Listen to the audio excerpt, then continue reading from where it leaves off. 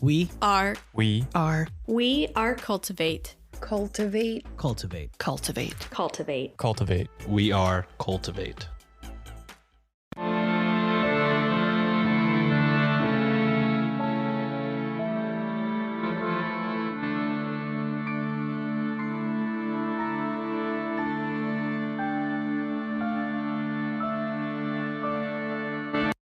Hello and welcome to a Weird Distractions Yield Crime crossover. It is on. We've got two very interesting true crime cases discussed today. If you're not sure who you're listening to right now, I'm Alex, host of Weird Distractions, and I'm joined by the lovely Lindsay from Yield Crime. It's me, It's a me, Lindsay, Lindsay, with a murder. with the crazy things. Yeah. Typically on my show we'd get into what we need a distraction from, but I'm gonna say, yeah, let's just get into it because I hear you have a very interesting case. You actually reached out to me and were like, we need to talk about this on someone's show. Yeah, So this is a doozy.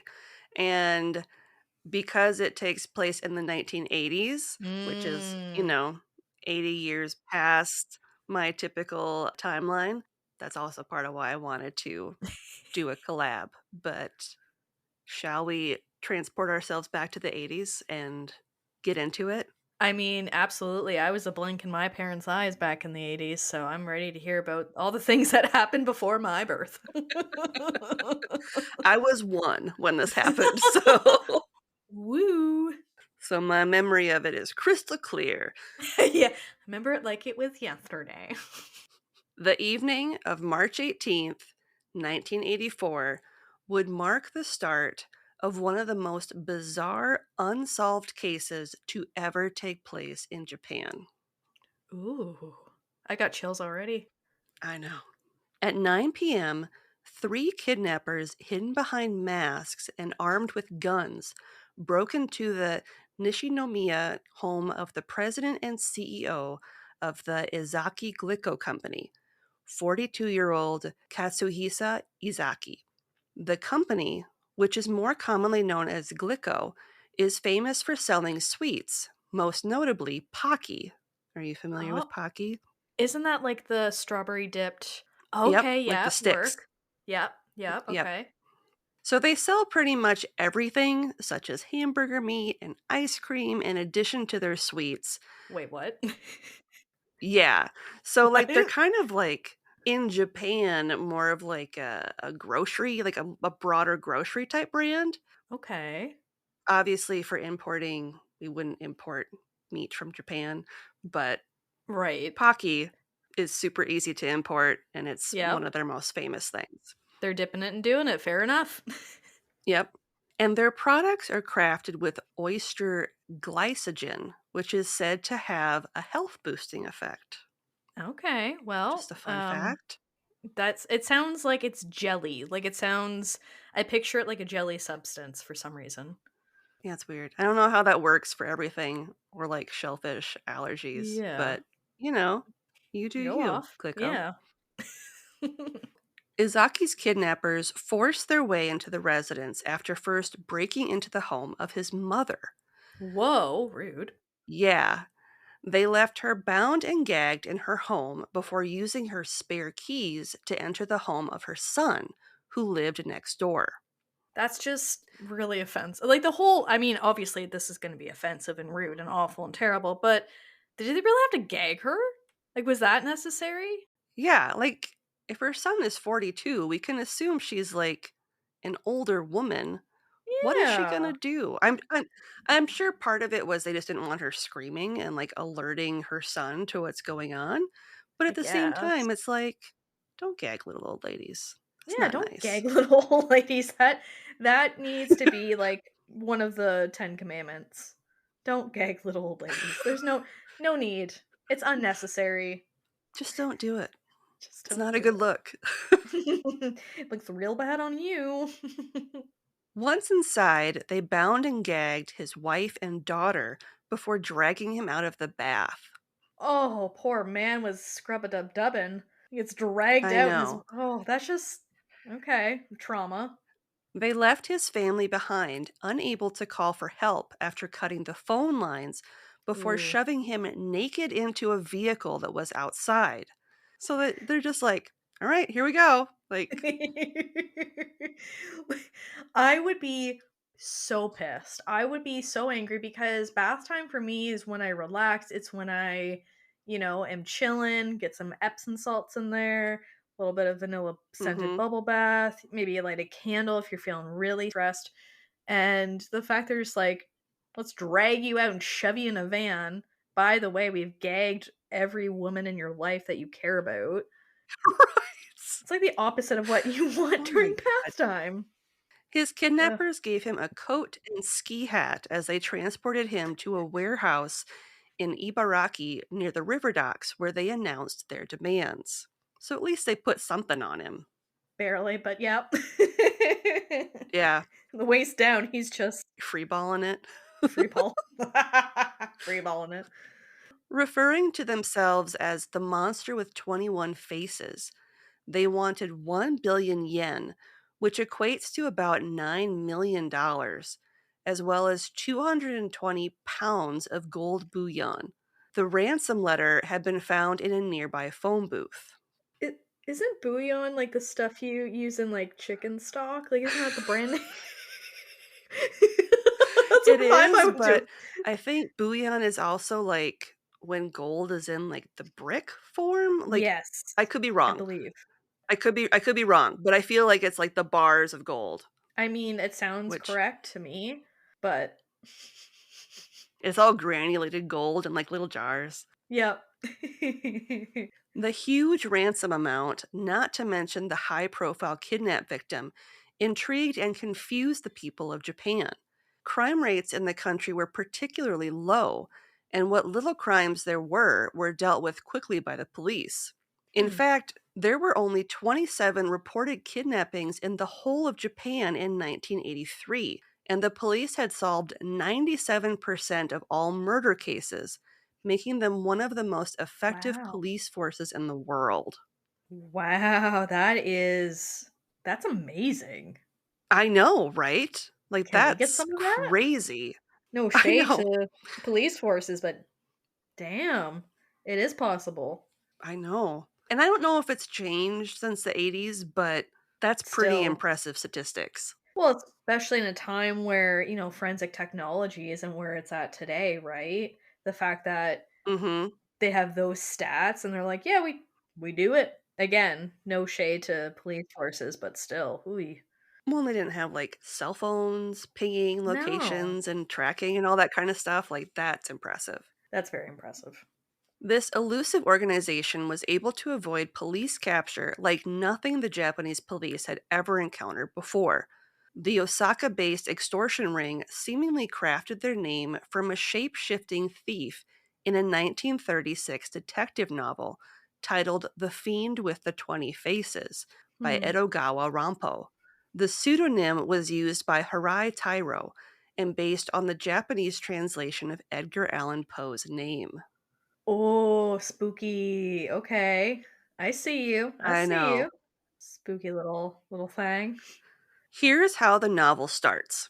Quote, in recent days in the city called Tokyo, in every neighborhood and in every house, whatever two or more people are gathered, they talk about the mystery man with the 20 faces, just as naturally as if they would talk about the weather. 20 Faces is the nickname of a mysterious robber who has been stirring up the newspapers every day. It is said that this thief has 20 completely different faces. Hmm. That is, he is extraordinarily adept at shifting disguises. Creepy. No matter how bright the place and no matter how closely you observe him, it is impossible to detect his artifice. He looks like an entirely different person in each of his disguises, so it is said. An old man or a youth, a captain of industry or a beggar, a scholar or an illiterate, nay, even a woman, they say he has the ability to completely transform himself into the person he has chosen. And Hmm. not one person has seen which face is his true face, and no one knows his true age. Among the 20 kinds of faces he possesses, which is the real one no one knows? Yes, perhaps even the thief himself has forgotten his true face. End quote. I am picturing Face Off featuring Nicolas Cage. That is the vibe that I'm picking up from that quote. I also was picturing like Arya Stark from Game of Oh, Thrones. yeah. Girl has no name. The girl has no name. Yeah, that's Yes. creepy. I mean, smart for the person, but it's giving me the heebie-jeebies to say, It is spooky. yep. So this case, which is known as the Glico-Morinaga Case, or Metropolitan Designated Case 114, Ooh, is the first case where Japan's National Police Agency, or the NPA, were unable to make a single arrest. that's gotta piss him off. Oh, yeah. Like, straight up, that's gonna infuriate the hell out of them. They're like, "Our stats are so good, but that fucking case, that one case in general, Yeah, just oh, I'd be so mad. I'd be so I would too. furious." The extortion ring would continuously taunt the police, members of Glico, and the media by sending over 100 letters mocking the police over the next year and a half following the kidnapping of Izaki. Ooh. Didn't not the Golden State Killer. Who is the one serial killer in the States that would always send in like mocking letters? Was it Golden State? Joseph D'Angelo? No. Or am I Was thinking it? of the one I feel like it hasn't been solved yet. I feel like Jack the Ripper did it, Yep. and was it Zodiac that did it? That's it. Yep, it was the Zodiac because that's when he's with yeah. You know, you don't have to do that kind of stuff. You could just Yeah, let them be and not harass them. Good for them in the sense of it might lead to more clues of who you are, but also you just come off like a a dick. yeah, you come off like an ass. Like my God, we get it. You're smart. You're clever. Yeah. Good for you.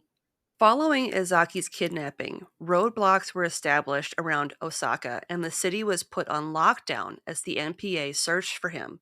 Their searches turned up nothing until Izaki was able to somehow escape after being held for 65 hours. Rough. He would have been all pruny and stuff for a little bit too, depending on how long he was in Yeah, the bath for. Oh, that'd be so uncomfortable. yeah. And, like, what if he got out of the bath and he has dry skin and then he was, like, held without his moisture? Oh, just the inconvenience and the trauma alone. On Yeah, top of hopefully they gave him clothes yeah, like, proper during those clothes 65 hours. and Yeah. just some Give him Lubriderm. give the guy some pants, you know. Yeah, maybe a blanket. He stated he'd been able to loosen his bonds and kick down a door before escaping on foot. After getting the attention of two railway employees, he was able to phone his family and the police.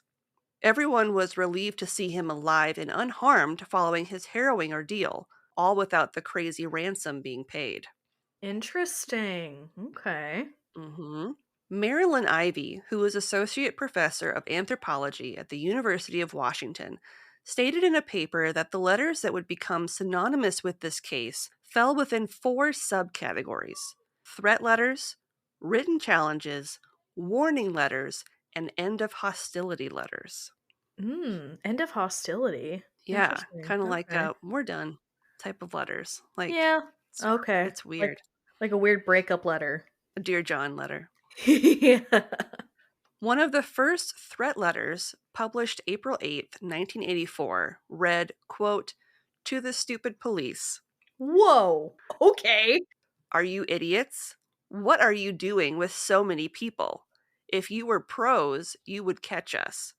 Because you guys have such a high handicap, we're going to give you some hints. Okay. Wasn't an inside job. There weren't any of us within the police. Also, none within the Mizubo Kumiai, or the union that owned the warehouse where the president was imprisoned. Okay. The car we used was gray. We bought our food at Dai Supermarket, which is a large chain. If you want to learn more, put an ad in the newspaper. If you can't catch Oh. us, After this much info, you guys are just thieves of the taxpayers' money. Should we also kidnap the head of the prefectural police? End quote.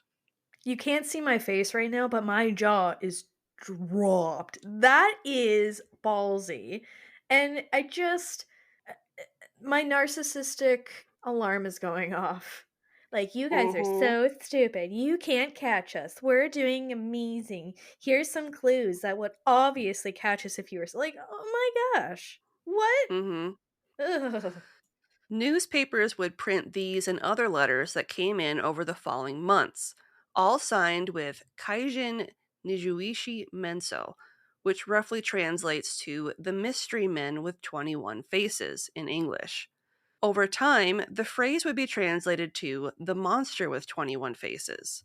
The letters would include taunts, red herrings to throw police off the scent, and jokes. Oh. Many of the letters were sent directly to the press, not the police.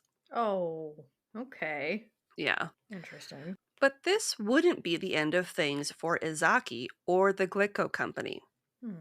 3 weeks after Izaki's escape from the extortion ring's clutches, 6 vehicles parked in front of Glico's corporate offices were set on fire. Whoa. Yeah. Okay. A short while after this, a container containing hydrochloric acid and a threatening note addressed to Izaki were found in the warehouse where he had been held captive. Ooh. Okay. So they're like, we're just gonna keep adding very deadly things to the rest of your life because you escaped? Yeah. Okay. That's not fun. 2 fires broke out at Glico plants and were believed to be the work of arsonists when an anonymous caller told the company that the harassment would stop following a $1.3 million payoff. Oh, so they're back with the money again. I see how they Yep. work. Ugh. It wasn't long before the real motive behind the Monster with 21 Faces group was revealed. Hmm. Remember earlier how I mentioned that Glico's products contained oyster glycogen that was Yeah. described and sold as having health benefits? Yeah, and I said it sounds like it would be a glob, and now I'm thinking it's all wet and stuff. Yes. In mid May 1984, the extortion ring began sending letters to various news outlets in Osaka claiming that the products that Glico claimed were so healthy were in fact the opposite, even going so far as saying that candies they produced were laced with cyanide. Ooh, okay, not great. That's not a health benefit by No, that any is the means. opposite of a health benefit. Yeah, that's a death benefit if you want to call it that. Yeah. As you can imagine, this news caused panic amongst the public. Retailers of Glico products frantically removed them from their stores and urged their customers to return any products they may have recently purchased. Hmm. In total, this massive recall cost Glico around $21 million, dollars, not only resulting in a huge financial loss, but the company's stocks plummeted and they were forced to lay off 1,000 workers. Wow, holy smokes! Yeah. Worst of all, during an analysis of the candy, not a single trace of cyanide was found. Of course, of course. Yep. As if this wasn't bad enough, a copycat extortionist was also terrorizing the food industry. Oh A no. 42-year-old man was charged after trying to extort $214,000 from the Tokyo Coca-Cola bottling company after threatening that he'd lace the drinks with cyanide. Okay, first of all, no one messes with Coca-Cola, okay? I'm a Coca-Cola stand, and I don't stand Mhm. for any slander or fakeness on this. Second of all, like why pick on the food industry, period, full stop, when they're giving you food?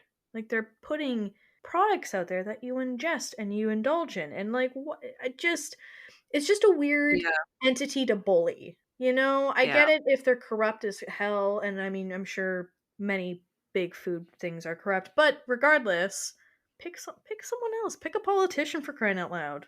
Or like some sort of company that's damaging the environment or something. Yeah. Like Yeah. not Something. leave Coke alone. Yeah, leave Coke alone. The drink and the substance. Anyways. Yes, yeah. Don't do coke, children. Don't do coke, children. That's my PSA for the day. The president of Kirin Brewery, Hideo Motoyama, stated, quote, "The Glico case is very much our concern too. If this kind of crime is left unpunished, there will be no stable operation of food companies," end quote. Yeah, absolutely. Like, hey, don't pick on them because realistically, and the other thing too, and I don't think people understand how much a company like that feeds into the economic buildup of a society, right? Like if Mhm. one major factory, for example, goes out of business, well, let's say that business or that factory, sorry, has 500 people and employees. Well, that's 500 people without jobs. Yeah. That's people not paying or able to afford their house or their apartment or, buy things in the community. Like it's a vicious cycle, this capitalism thing, but Mhm. because we're all been doing it for so long, if we start attacking things that feed into the vicious cycle, it's going to have ripple effects on everybody. Yeah. The monster with 21 faces continued to send out clues and taunting letters to the media and police, with one on April 23rd, 1984, even stating what type of typewriter they were using when they wrote their letters. Oh, they're very much a pick me girl, Yeah. a pick me goyle. The pan writer typewriter, which used the hiragana syllabary, was important because it was a very rare and obsolete style of typewriter. All the letters were also written in the Osaka dialect, which is known for being able to communicate emotion and humor. They once instructed Glico employees to arrive at a particular phone booth at a specific time to receive further instructions, but when police disguised as employees showed up, no phone call was ever made. The following day, another letter was received stating, quote, "You thought you could fool us, dressed up in your nice businessmen's blue suits, acting like salarymen, but those shifty eyes gave you away," end quote. Okay, spicy. In one letter, the group stated that they'd burned 15 boxes of cyanide tainted Glico chocolates and taken another box off a store shelf in Osaka. On June 26, 1984, it seemed the extortionists had grown bored of torturing Izaki and had instead called for a ceasefire. What? In a letter they wrote, quote, "To our fans throughout Japan, we're satisfied. The president of Glico has already gone around with his head hanging down long enough. We would like to forgive him. In our group, there's a 4-year-old kid. Every day he cries for Glico. We also haven't eaten any for a long time, and we used to eat it all the time. It's a drag to make a kid cry because he is deprived of the candy he loves. So we're also really upset. It would be great if we could forgive Glico so the supermarkets could sell their products again. Japan has gotten terribly hot and humid, so when our quote unquote work is done, we want to go to Europe, Geneva, Paris, London. We'll be in one of those places. The police have done a good job. Hang in there and don't give up. Even Sherlock Holmes couldn't beat us, the monster with 21 faces. If you read the story Kaijin Neo Menso, the fiend with 20 faces, you'll get a lot smarter. The police's European tour. Let's go to Europe to catch the monster with 21 faces. Let's bring Pocky, the traveler's friend, delicious Glico products. We're eating them too. See you in January of next year. End quote. I hate it. It's so narcissistic and so school ground bully and Mm-hmm. just I hate it. I yeah, that Yeah. it's someone that's bored with their life. Someone with too much time on their hands. Too much time, a typewriter, potentially untreated or undiagnosed narcissistic personality disorder. On top of Mm-hmm. that, just someone who could use their energy in a more positive way for society and they're choosing not to. Instead, they're wasting time, resources, energy, adding trauma. I 0 to 10 would not recommend. This turned out to be just another red herring. They would, in fact, go after 6 more food manufacturers. I'm shaking my head. I hate them. Yep. I'm Yep. over it. I don't like it. Leave the food industry alone. Some of us like to eat. I know. Ugh. The first to be hit was the Marudai Food Company. Unlike Glico, they agreed to pay the money to make the harassment stop. Oh. Marudai set up a police sting operation to capture whoever was working for the extortion ring. So on June 28, 1984, an investigator posing as a Marudai ham employee took 50 million yen and boarded a train in Osaka headed towards Kyoto. The drop off point was going to be marked with a white flag along the train tracks, at which point the employee was ordered to throw the money from the train. Hmm. So I'm assuming in like a case of some sort. I would hope so. It's like a deal or no deal briefcase. They're just throwing out the Yeah, train. it's just like a big duffel bag. Yeah. It was on this train that one of only 2 clues in this case was discovered. A man who became known as the Fox Eyed Man for his large fox like eyes. While on the train, the undercover officer noted a large, fit man who was acting suspiciously. Although he was followed by police when he disembarked and boarded a train headed back to Osaka, they lost him. He was spotted again by another officer at Kyoto who attempted to tail him, but he once again was able to give investigators the slip. I'm shaking my head again. Just no. I don't like it. In September 1984, the monster with 21 faces targeted Morinaga Company, who is best known for their fruit-flavored taffy-like high chew candy, and Ooh. demanded $400,000. Okay. When the candy supplier refused, the following letter was sent to media outlets across Japan on October 8th. Quote, to moms throughout Japan, in autumn, when appetites are strong, sweets are really delicious. When you think of sweets, no matter what you say, it's Morinaga. We've added some special flavor. The flavor of potassium cyanide is a little bitter. It won't cause tooth decay, so buy the sweets for your kids. We've attached a notice on these bitter sweets that they contain poison. We've put 20 boxes in stores from Hakata to Tokyo. End quote. What did the kids do to deserve this? I'm Right. just wondering. Like I understand it's not about the children. It's not about anything other than trying to get a couple $1,000 or $100,000 or even $1,000,000. Mm-hmm. Leave the kids out of this. Yeah. Just ugh. They're the worst kind of people. The news had retailers and police all over the country checking their stock of Morinaga candy, and this time the monster with 21 faces was telling the truth. Wow. Okay. No bluffing. Police discovered boxes of Morinaga angel pies and choco balls with extra labels in Kyoto, Osaka, Kobe, and Tokyo.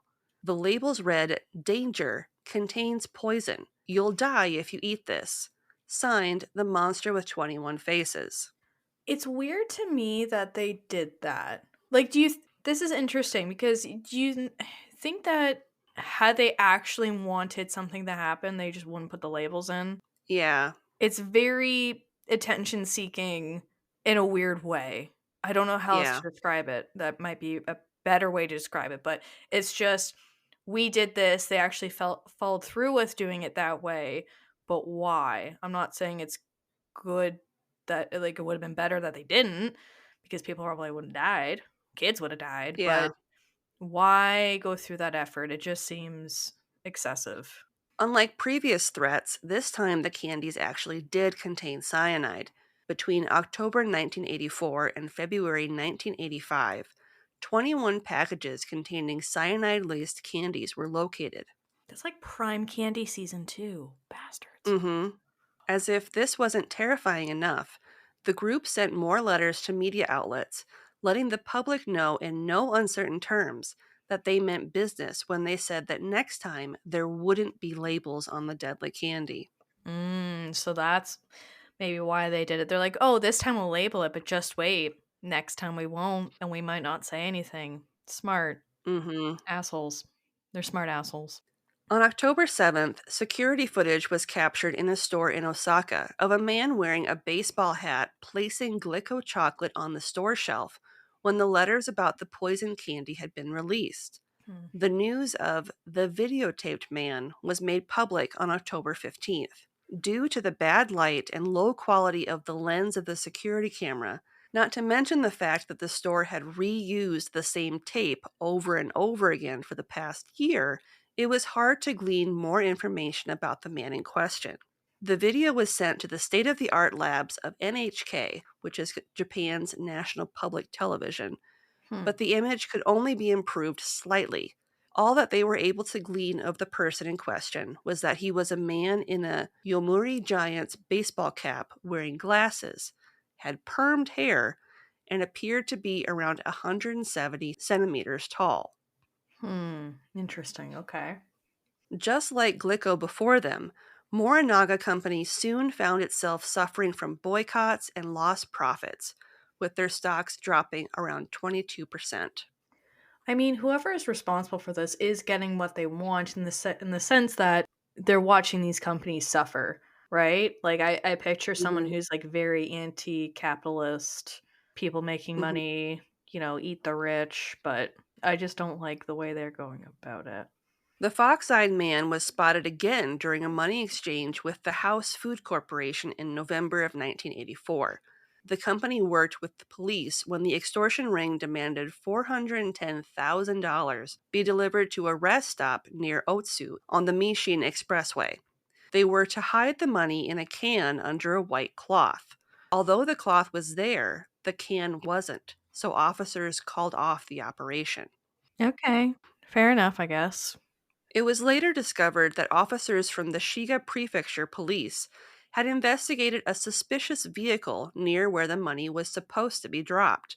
They saw a station wagon with its engine running, but the lights were off. Ooh. As they got closer, they saw a man sitting in the front seat wearing a gold cap low over his eyes. He was using a pair of wireless headphones plugged into a wireless receiver that was in the passenger seat. The man drove off and the police gave chase, but they lost him. The stolen car was found abandoned at Kusatsu Station, and the receiver was being used to listen in on police from the 6 surrounding prefectures, including the one where the drop was taking place. Snap. Oh, snap. Okay. It's when you were explaining the setup with the car, I got the song Scrubs by TLC stuck in my head for some odd reason. I don't want no scrubs. Scrub isn't gonna get no love, no live on me. Sitting in the passenger side, listen to the police trying to poison kids. No, no. Extort money from me. There we go. There we go. We'll workshop it. Well, you know what? Yeah, We'll workshop it.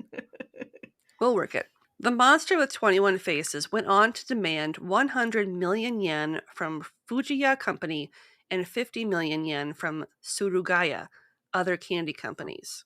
In January of 1985, the composite sketch of the fox-eyed man was released to the public. A man named Manabu Miyazaki, who had family ties with the Yakuza and bore a striking resemblance to the sketch, was brought in for questioning. His alibis checked out, and he was later released. Damn. Damn in the sense that it would be nice if they caught someone, but obviously if he's not responsible, then good that he, wasn't Yeah. illegally held, but Mhm. yeah. Shoji Yamamoto, the former superintendent of the Shiga Prefecture branch of the MPA, took the failure of his officers to apprehend the suspect so personally that on August 7th, 1985, he went into his backyard where he doused himself with kerosene and lit himself on fire. Whoa, that's intense and a lot. Oh my gosh, the amount of guilt and oh, that breaks my heart. As you can imagine, he did not survive. Oh, it's so sad. And I truly mean, like, yeah, That's awful. that's awful. Like, that's fuck. Yeah. Oh my gosh. 5 days later, in what would be their final letter, the monster with 21 faces mocked the man's death.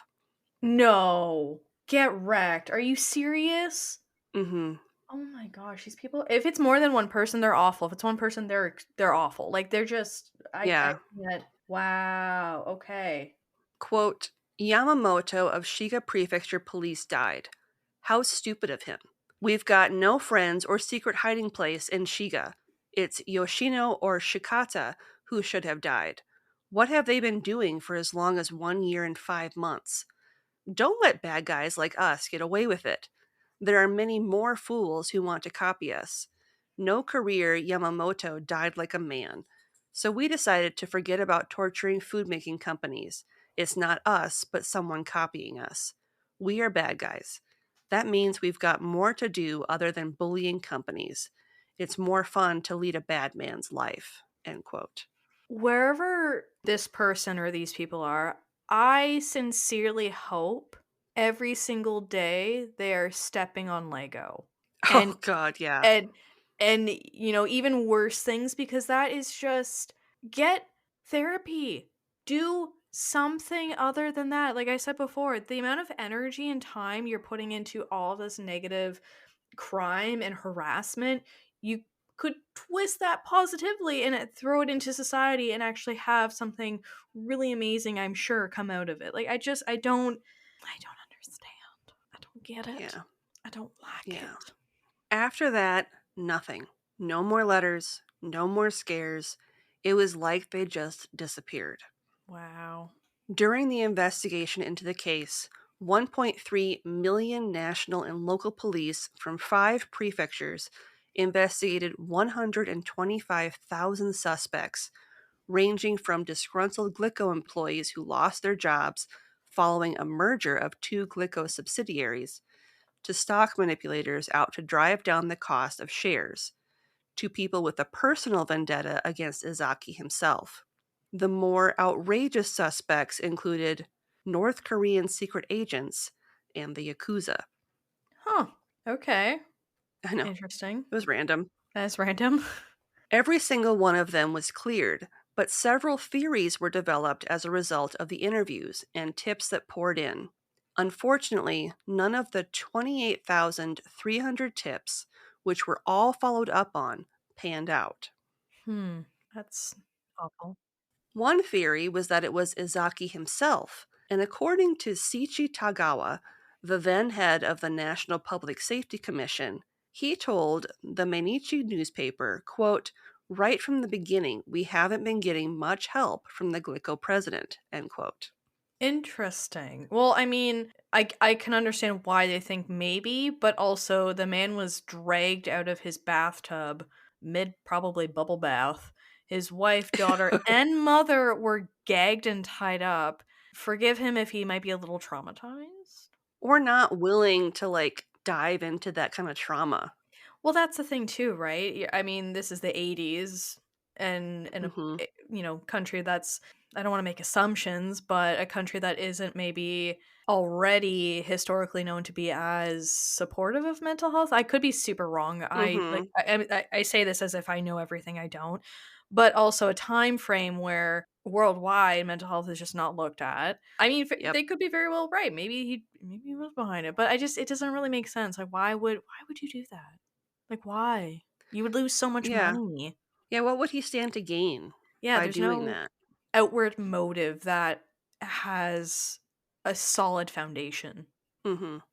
Listen, we ain't no detectives, but call it Yeah. like we see it. It just doesn't make no damn sense. Just makes no damn sense. To this day, the identity of the person or people responsible for the monster with 21 faces remains a mystery. During the 17-month-long ordeal, no one was ever poisoned, no money was ever exchanged, although several drops had been made, and no one has ever been caught. And with the statute of limitations expired for both the kidnapping and the poisoning of the candy, Oh, that sucks. even if anyone came forward, they wouldn't face any charges. Wow. Okay. So that's a pain in the ass. It sounds like this is literally the biggest, longest schoolyard bully session in the entire Mhm. world. Oh. And one man lost his life. Well, like, association lost his life because of it. Like, that's fucked up. Yeah. That's really fucked Yeah. up. I don't like that. Katsuhisa Ezaki, who is still president of the Glico Group, told the Japan Times in 2000, quote, "I haven't forgotten the crime entirely, but I hardly remember it in my daily life," end quote. Hmm. His message to the monster with 21 faces, if they're still out there, was to never, quote, "repeat this kind of crime," end quote, ever again. If I was him, I would say a lot worse for a lot Yeah. longer in many Yeah. forms. As a final note on this case, I'll share with you this interesting quote from a November 14th, 1984 letter. Quote, "Who are we? Sometimes a policeman, sometimes a violent gang, sometimes a factory hand, sometimes a kidnapper. But our true identity is the mystery man with 21 faces." End quote. You can self-publish on Amazon if you just want to write a book. You can just say that. Like, you don't need to do this. Mm-hmm. I just don't. The biggest definition of a pick-me girl is this person or people, this group of people. Look at me. We're fake Yep. poisoning candy to get millions. Ha ha ha. Isn't that fun? No, it's not. It's awful. Wow, that I've heard of the name before, but Uh-huh. I don't think I've actually heard about the case. So thank you for telling me about that, and well done Yeah. covering it. I think you did phenomenal. I'm Thank you. angry, so it enraged I me know. to no degree. I know. I got really mad when I was researching it. I'm just like, this is so fucked. This is so Yeah. fucked. And that's why Like, you wanted to tell me about it and tell our listeners I about it. know. Like, hey, everyone's gonna be real pissed right now. Oh I was just like, man. this case has it all. Yep. Like, and the fact that it's unsolved is just. The biggest kick in the pants. And also that even if, like I said, even if the people come forward and they're like, I did it, they won't face any criminal charges at Nothing. all. That's so annoying. And that's why I think in some cases, like, I understand the legalities of why that's an option in different countries and states and provinces and what have you. Sometimes it just Mm-hmm. doesn't do the rest of us a favor, and I don't know if I'm coming Mm-hmm. off mean in saying that, but I mean, think of, unsolved murder cases where it's like, oh, the Mm-hmm. statute of limitations, blah, blah, blah. It's like, okay, but like someone died. Yeah. Why no, just if yeah.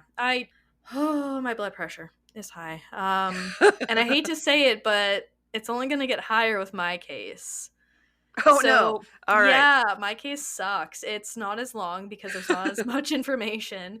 And we kind of, I guess I should have mentioned this in the intro, but we kind of went two different countries. Like, we didn't stick around North America like I think we've done in our previous crossovers. So this week I'm going to be tackling the crimes associated with a Greek serial killer. Ooh. Greek serial killer over here. I don't think I've ever covered anything out of Greece on the show. So this is a new.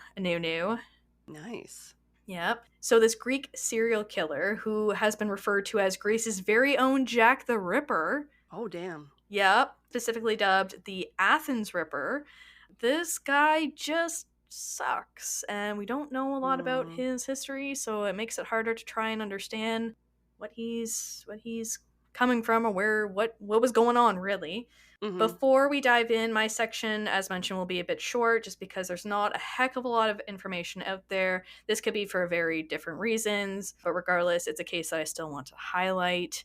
Having said that, let me tell you all about what I could learn surrounding the life and crimes of Antonis Daglis. And I'm saying that in a very Canadian way because I don't know if I could pronounce it or add Greek to it because I'm not.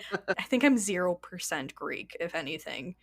I So am -% Greek. I'm no shade. I wish I was because I mean Greece looks beautiful and their food is great and everything is great. I wouldn't mind having some olive-colored skin. I mean, Exactly. I'm they're all beautiful people. so white. It hurts. I know. So I white. know. So Caucasian. So, due to potential coarse language, graphic content, discussions of violent crimes, gender based violence, and violence against sex workers, because, yeah, Nice. yep, Nice. listener discretion is advised. So, proceed with caution, everybody. Now, born sometime in 1974, Antonis entered the world with little known of what his childhood and early years were like, as mentioned numerous times, this is what we're given. It's unclear who his parents were, whether they were childhood sweethearts when they had Antonis. Maybe they, I don't know, hooked up on a one-night stand kind of situation. It's not really Hard to sure. say. Yeah, it's not clear how their lives once tangled. But the only thing I was able to find in relation to his parents was that his mother may have been a sex worker. Okay. And that's alleged. That I don't know for certain. Based on what we now know, Antonis had a dark side, which seemed to seep outward publicly when he was only 14 years old, which, not great. I mean, no, it's not great that you have a dark side, period, and this dark side is different than your emo phase. Let me just tell you that for free. This Yeah. is a very aggressive dark side.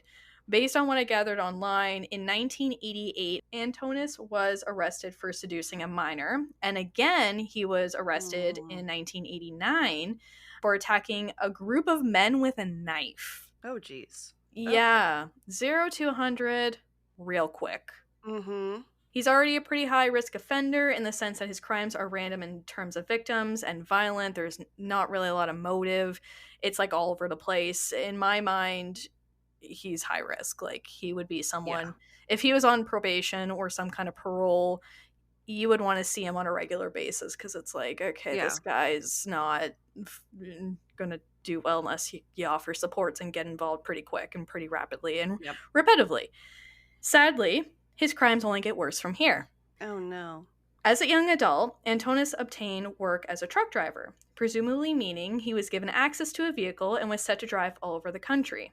Maybe his work took him outside of Greece, I'm not sure. Most resources point him as working around Athens. Now, what I am sure about is what happens next in his dark timeline that takes us to 1992. 1992, the year of Mortal Kombat, the year of Bill Clinton and Wayne's World. Great year.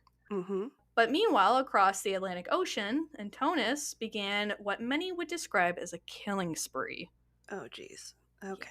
Yeah, not very Wayne's World of him, to say the least. Mm-mm. Not very party time or excellent. Absolutely not. No, the complete opposite. So Antonis would begin preying on Athens' sex workers, stalking them before engaging with them. So he would basically, if he, let's hypothetically say, he saw a sex worker one night, he would follow her around, he would drive around, he would kind of keep tabs, and then eventually he would he would approach them and, do bad things. Reports claim he would sexually assault his victims before sometimes strangling them, mutilating them, and robbing them. Not always in that order, and it wasn't consistent every single time. The only consistent thing is that he would mutilate the body one way or another, and he would sexually assault them. So he's not so great. I'm seeing the Ripper connection now. Mm-hmm. Yep. Absolutely. So in total, Antonis would murder 3 women and attempt to murder another 6 between 1992 to 1995. That's a lot. Yeah, it's a lot more than there needs to be, and the needs to be number is 0. Mm-hmm. I may have interpreted the next piece of information correctly, so if I did and someone can verify it happened differently, please let me know. I don't pretend to know everything, and I mean, I'm just going off the information based online, as we all do in this podcasting world. But one of Antonis's almost murder victims, a woman named Anne Hampson, was able to escape from Antonis after he had attacked her. Some accounts claim that Anne was a sex worker. Others indicate he confused her for a sex worker. Regardless, what's important is that Anne went to police, who were apparently quick to get Antonis. So she escapes. She bravely goes to police after being traumatized by this, I don't know, wet napkin with legs of a human. Yeah. And she's like, this is what happened. This is the guy, what have you. His official arrest date was January 21st of 1996. One resource noted, quote, after his arrest, Daglis confessed to the rape, strangulation, and dismemberment of 2 women and the attempted murder of a further 6, and having robbed all 8 women. So there's kind of discrepancies. Like, some resources say it was 3, some say it was 2. Regardless, he would be charged with the murder and mutilation of Eleni Pangatalapoulou, who was 29 years old, and Athena Lazaro, who was 26 years old. So, like, young women who, Mm. like, had a whole life ahead of them, Mhm. who he just completely took off this world because, well, we don't really know why. So, Yeah. when speaking with officials, Antonis noted he had picked up Lini in October of 1995 in the Kolonaki district within Athens before he drove to a parking lot and strangled her to death while they were having sex. And a direct quote from Murderpedia, quote, Antonis said he later dismembered the body with a hacksaw and collected the body parts into several plastic bags, which he dumped near a camping site on the Athens-Lamia National Highway. The victim's remains were identified a few days later by relatives, end quote. Oh, that's so sad. Yeah, he's just the worst. And I think that it's hard for me to understand in these circumstances, like, why. Like, I mean, the act itself, why? That there's so many different Yeah. reasons why. But the dismemberment, it's like you have so much hatred and anger in you that you would literally take a person apart physically and demolish any part of their Yeah. former structure, you know? Like that takes a lot of anger and Yeah. hatred. Yeah. When it came to Athena, things seemed eerily similar to Eleni, except her dismembered body was found on Christmas Day, out of all the days Oh, of the year, Jesus. in 1995. Yep. I didn't make the connection with the actual Jesus on Christmas Day, but Now that you mention it, yep. yeah, but yeah, Out of all that's days. Yeah. that's so fucked. That's so Yeah. fucked. During his court proceedings, Antonis stated the following quote, I hated all prostitutes, that was his lingo, which is very outdated, in case he Mhm. needed to Yep. be reminded, and Yep. continued to hate them. I went to meet them for sex, but suddenly other pictures came into my head. I heard voices which ordered me to kill. Once I thought about strangling my fiance, but I restrained myself. End quote.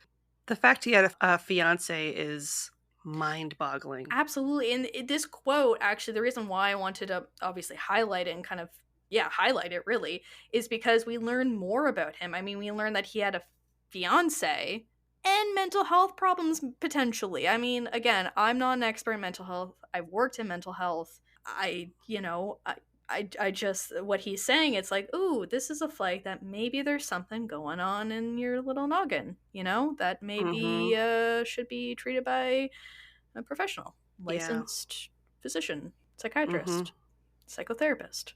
Mhm. Yeah. I'm not saying what he might have because who knows, but yeah, there's just a lot that we don't know, but what we do know, it's like, ooh, okay, that's a red flag. That's a concern. That's a, Mhm. and just because he might have mental health, that in itself doesn't mean it's a red flag, but these things adding up, you know? Yeah. So it was during his proceedings that he also apparently explained that he hated sex workers because his mother was one.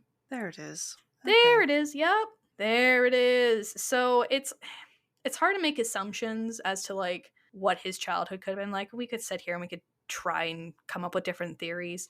Yeah. Obviously there is something between him and his mom and her line of potential work that had a negative impact to some degree in Yeah. one way or another. And I think that's an assumption we can all maybe mutually agree on. Yeah. So ultimately, Antonis, who some reports claim he was only 21 or 22 years old at the time, was found guilty and given a life sentence plus 25 years. They're like, we don't care. We want your ass in prison beyond the life sentence. Good. So suck it. However, Mhm. however, Oh. however, Antonis has not served his sentence fully. On Saturday, August 2nd of 1997, staff within the psychiatric department of the Kolydalos Judicial Prison discovered that Antonis had died by suicide. Oh, of course. Yep, it turns out he and his cellmate made an apparent suicide pact, both ending their lives at the same time. Now, I couldn't find much about the cellmate, like who they were or any information further about this, but needless to say, it's definitely a weird turn of events for lack of a better description. I mean, what are the odds? And like why, Yeah. it just and I say it's weird because it doesn't make any sense. And when it doesn't make Yep. sense, my mind's like, that's weird. Why? Why not? Why don't we Yeah. know more? So, Antonis was maybe only 22 or 23 years old when he died, meaning he only served a year or two of his life sentence. So, he took out 2 to 3 victims, like 2 to 3 people. He traumatized 6 in the process, and he only served maybe 2, 3 years. Make that make sense. That's so messed up. Yeah. During my investigation into Antonis, I kept asking myself who he reminded me of case-wise, because I just kept thinking, okay, this reminds me of another serial killer due to the victim profile and the method. Obviously Jack the Mhm. Ripper, because duh, that was already that's what everyone online was Yep. saying, you know? But I first thought he kind of reminded me of Samuel Little, who I've discussed on Weird Distractions. Sam Little was an American serial killer who was active between 1970 to 2005, later confessing that he murdered 93 women, primarily sex workers. And for those wondering, Sam Little's mother was also a sex worker, so there was that kind of similarity. Yep.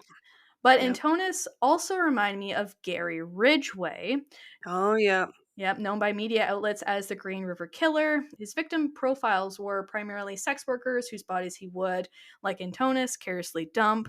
All this being said, I think we need to protect sex workers a hell of a lot more than we have historically. Yep. And I Mhm. hope Antonis, Gary, Sam, and all the rest of them in that category are getting the punishment they deserve in the afterlife with all of the Lego and no candy. Mhm.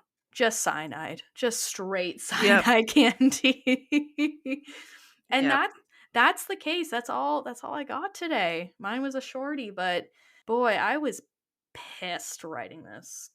That's and I don't want to make assumptions about the lives of sex workers, Mhm. but typically when we hear about stuff like this, they weren't in these sort of professions by choice. Right. And Yeah. so to like hear about, just the blatant disregard of life, like, yeah, disregard of Yeah. life for these people that already probably don't have it that great, Mhm. and to just treat them like they don't matter. That kind of Yeah. stuff just is awful. It breaks your heart, right? Like at the end of the day, it's, unless you're a middle to upper class Caucasian female with blonde hair and blue eyes and, you're cute, like no one gives a shit. Like I hate to say it, or unless you're a child too, like some kids that also fit that description, right? Like Yep. it's that pretty blonde girl syndrome where, it's if you're black, if you're indigenous, if you're, a Latino, if you're a sex worker, if you are lower class, like lower income, if you know what I mean? Like it's those things Yep. that we as a society, and I say that like almost like a worldwide kind of wraparound, we don't look at those Mhm. cases or we don't treat those people the same way legally that we should, and we don't protect them the same way we should. And I know obviously things have changed from the 80s to now, but I think it's one of those ever growing things that we as humans need to continue to learn how to be better to one another. And who Yep. knows, maybe Antonis, if he got the proper care and support, maybe he would have been a good guy. But something Yeah. happened and we just don't know what that was. And then now here we are, Yeah. almost uh, almost 1997. Was that like 25, 6? Almost 30 years. Some Like think about that. Like yeah, it's closer to almost being 30 almost years. 30 years, yeah. Yeah, since he died, and it's like, wow, what do we do? Like, yeah, it blew my mind. Yeah. On that note, thanks for doing this crossover episode with me. This very Yeah, thanks for doing it light with me. lighthearted, great for the January blues kind of Mhm. special. Just easing you into February, you Yep, know. absolutely. For Weird Distractions listeners who haven't for some reason tuned into Yule Crime, where can they find you? So you can find us pretty much wherever you catch Weird Distractions. We also are at yeoldecrimepodcast.com. That's old with an E. Yep. And you can find us on most social media. We're on X, Threads, Instagram, Facebook, TikTok at Ye Old Crime Podcast. With the exception of X, it's just Ye Old Crime Pod. Yeah. Fair enough. And Yield Crime listeners, you can find me, Weird Distractions, basically all the same places Lindsay listed off, except for I deleted the TikTok account because I just wasn't able to keep up. Mhm. And one little thing before I think we can sign off, unless there's anything you wanted to add, but Weird Distractions listeners, next week's episode is going to be one with a big old update, a little bit of housekeeping. So if you are an avid listener and you're like, hey, what's Alex talking about? Please tune in. Obviously, after you catch up on all the Yale Crime episodes. But yeah, please tune in because there is going to be a big announcement over there. So the week after this episode comes out. And that's it. And Yield Crime listeners, make sure you tune into Weird Distractions to hear the big news. The big news. And without that, I think that's it. So thanks for tuning in. Sayonara. Hope we didn't depress you too much today. Yeah. Yeah. Sorry about it. Sorry about it. Shall we combine our closers? Yeah. Like, as always, I'm Lindsay. And I'm Alex. And if you need a distraction, we got you. Bye. If you want a playlist of all our episodes on YouTube, click the link in our show notes or in our link tree and subscribe today for not only a list of our full catalog, but a separate list as well, just of our Can You Crack the Cramp Word segments. Looking for more content? You can find us online at yieldcrimepodcast.com. If you'd like to see pictures from this week's episode, not to mention bonus content and funny memes, make sure to follow us on Twitter at YieldCrimePod and on Facebook and Instagram at Yield Crime Podcast. On TikTok? Of course you are. Follow us at Yield Crime Podcast. If you're interested in ad-free content, consider supporting us with a one-time donation either over on Buy Me a Coffee or our Venmo page, both of which are in our link tree and in the show notes. Got something you want to say? Shoot us an email over at yieldcrimepodcast@gmail.com. We'd love to hear your story ideas, see any gifts you send our way, or if you just want to say hello. We're pretty friendly. Speaking of friendly, if you'd like to have real-time conversations with us, consider joining our Discord over at the Cultivate Network. You can chat with us over at the Old Crimers Cubby, or catch up with any of the other great creators that are part of the Cultivate family of podcasts. Just click the link in our show notes or over on our link tree to get started today.